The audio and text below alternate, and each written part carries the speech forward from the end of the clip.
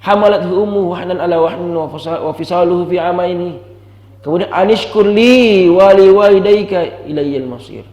Maka ya, hendaklah kalian bersyukur kepada aku, kata Allah, dan kalian bersyukur kepada kedua orang tua kalian. Masya Allah.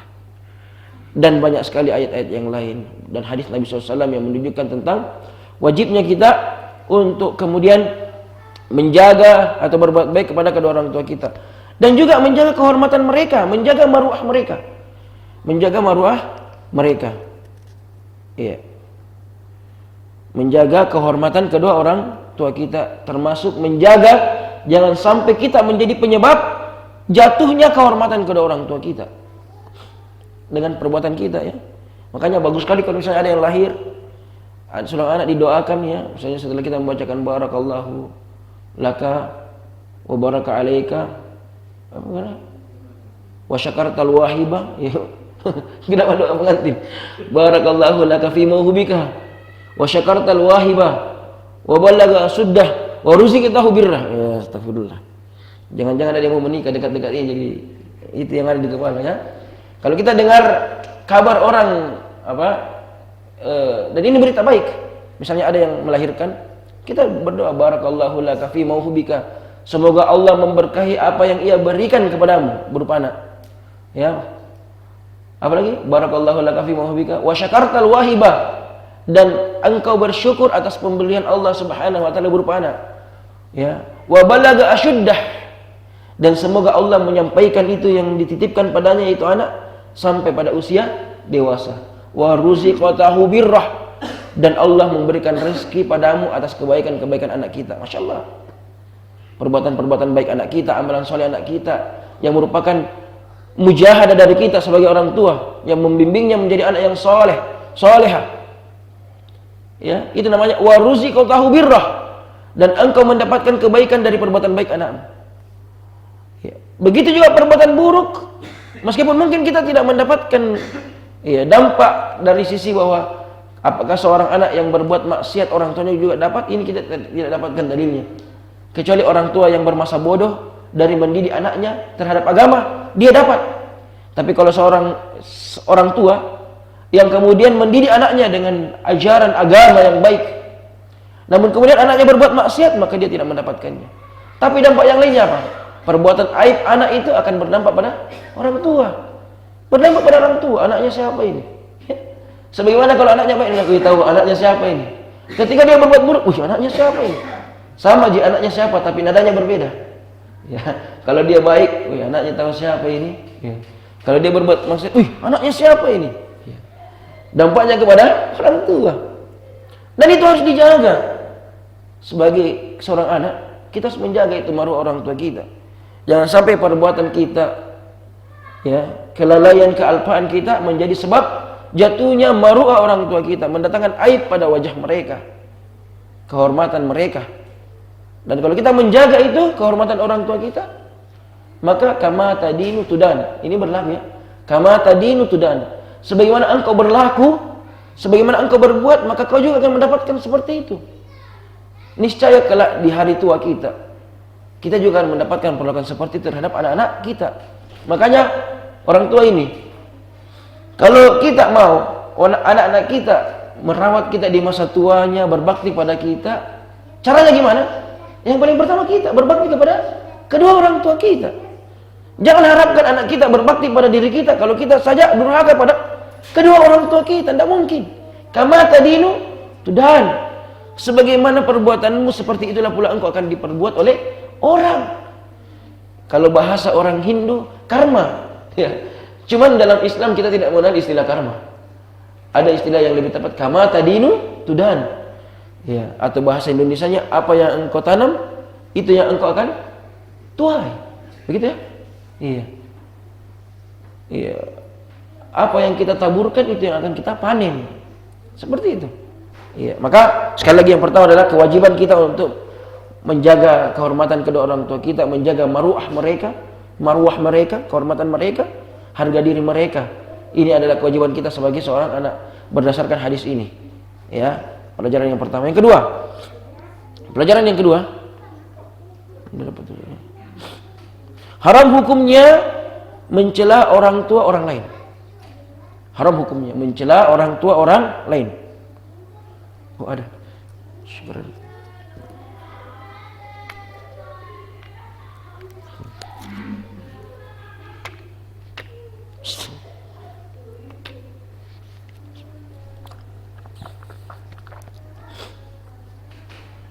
Haram hukumnya mencela orang tua orang lain. Jika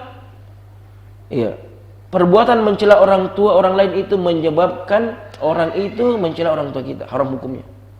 Haram hukumnya. Meskipun dia tidak mencela balik orang tua kita, tetap hukumnya tidak boleh. Tetap hukumnya tidak boleh.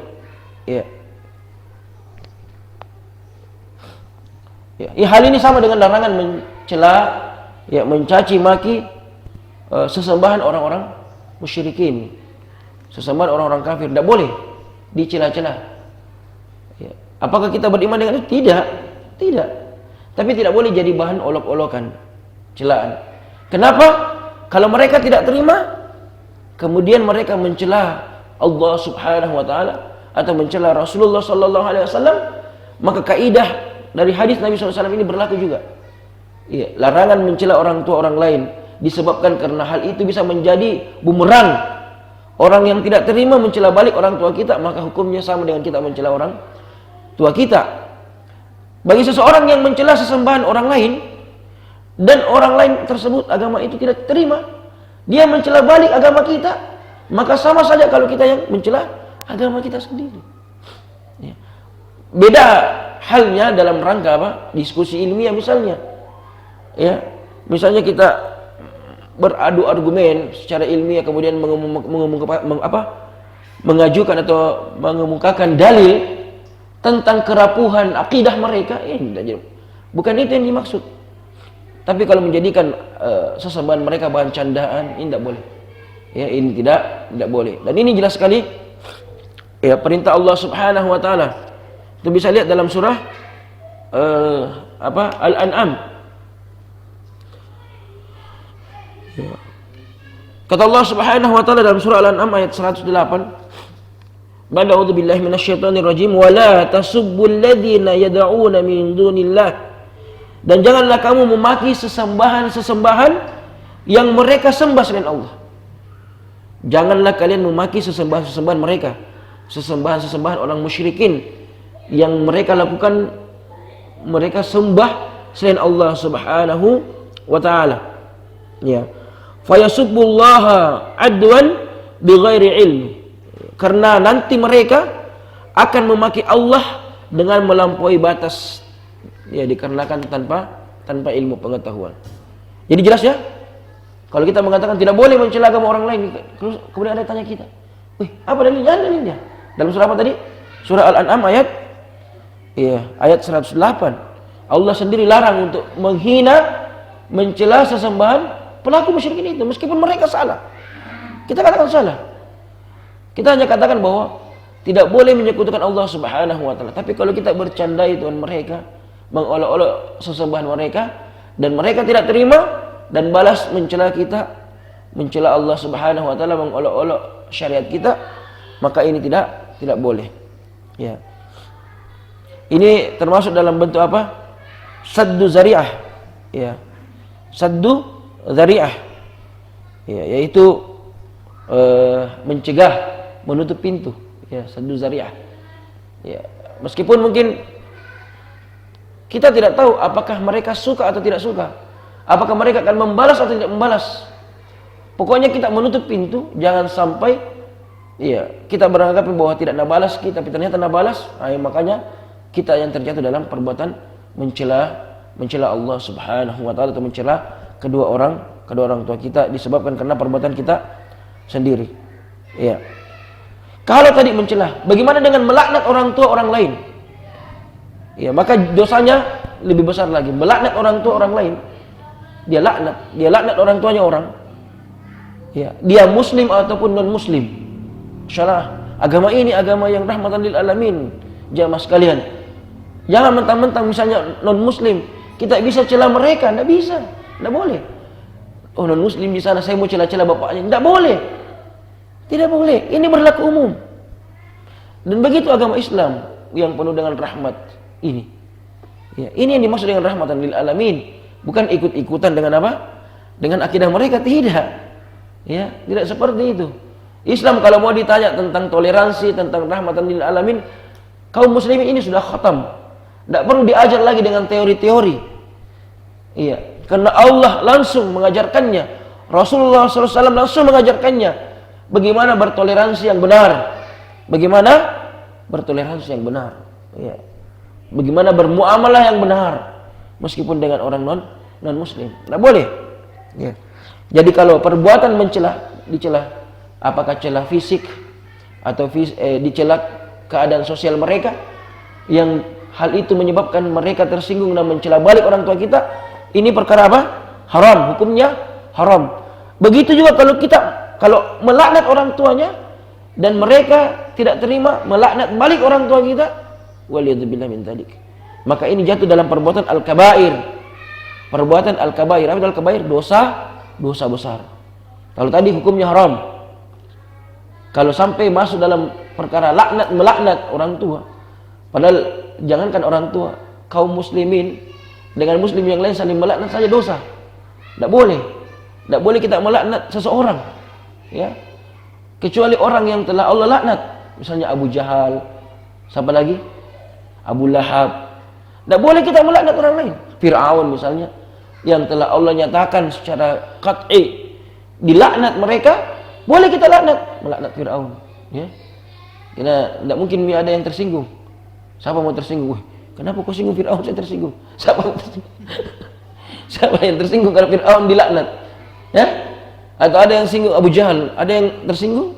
Wih, tersinggung mau celah-celah Abu Jahal? Padahal Allah sendiri dalam Al-Quran, ya, Allah sendiri mengatakan, misalnya Abu Lahab, tabbat yada abi lahabi wa tabb. Allah laknat itu. Ada yang marah, wih, tersinggung kah? Kenapa mau laknat ke Abu Lahab? Wih, Allah sendiri yang laknat. Ya. Adapun manusia secara umum tidak boleh dilaknat. Ada misalnya pelaku pencurian, kita laknat, dasar pencuri ini terlaknat oleh kau, tidak boleh. Apalagi kita tidak tahu akhir kehidupan mereka, tidak boleh. Tidak boleh dilaknat. Kita tidak tahu akhir kehidupan mereka. Kemudian di akhir kehidupan mereka menjadi orang yang alim, menjadi orang yang soleh, sementara kita telah melaknatnya. Kita laknat, kemudian anaknya tidak terima, laknat juga orang tua kita. Waliyadzubillah min dzalik, masuk dalam perkara dosa besar. Ya.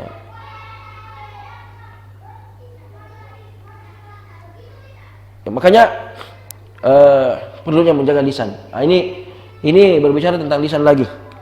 Ya, perlunya menjaga apa? Lisan kita, jangan terlalu bermudah-mudah. Bahkan dikatakan di antara orang-orang yang tidak bisa diambil atau diterima persaksiannya adalah orang yang suka apa? Melaknat. Orang yang suka melaknat itu tidak diterima persaksian mereka. Suka melaknat orang, ya, mengutuk orang, melaknat. Melaknat seperti itu, ya. Terkutuklah engkau, ya, terlaknatlah engkau, seperti itu. Ya, adalah orang-orang yang tidak diterima persaksiannya.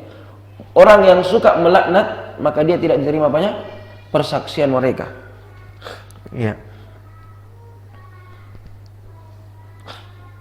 Kemudian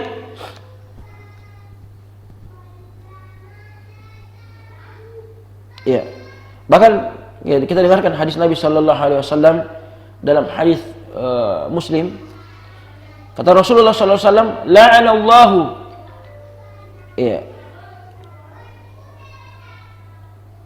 la'anallahu man dzabaha li ghairillah. Allah melaknat orang yang dzahaba min ghairillah, yang menyembelih selain menyebutkan nama Allah. Ini syirik, ya. Allah subhanahu, bukankah kita selalu mengatakan inna salati wa nusuki wa mahyaya wa mamati lillahi rabbil alamin. Sesungguhnya salat kita, wa nusuk, ibadah kita, sembahyang kita, hidup dan mati kita hanya kepada Allah subhanahu wa ta'ala. Pertama, Allah melaknat orang yang menyembelih untuk selain Allah subhanahu wa ta'ala. Wa la'anallahu, ya, man awa muhdithan. Allah melaknat orang yang menyembunyikan, melindungi penjahat. Ya, melindungi penjahat. Maksudnya menutup-nutupi orang yang berbuat jahat. Ya, bahkan menjadi pembelanya. Nah, misalnya menjadi pengacara orang yang jelas berbuat kesalahan. Ya, ada mengatakan, siapa tahu belum tentu salah. Dah. Pernah kok wawancara yang terkenal di negeri ini mengatakan, tugas kami jadi pengacara itu bukan kemudian membela orang yang benar, tidak. Bahkan yang salah, kode etik sebagai pengacara, meskipun salah, kalau kita dipanggil untuk membela dia, kita bela dia. Luar biasa. Meskipun mereka tahu dia salah, tugasnya adalah meringankan hukuman yang akan menimpa dia. Luar biasa sih, masya Allah. Ya, luar biasa. Membela meskipun salah. Nah, ini Allah melaknat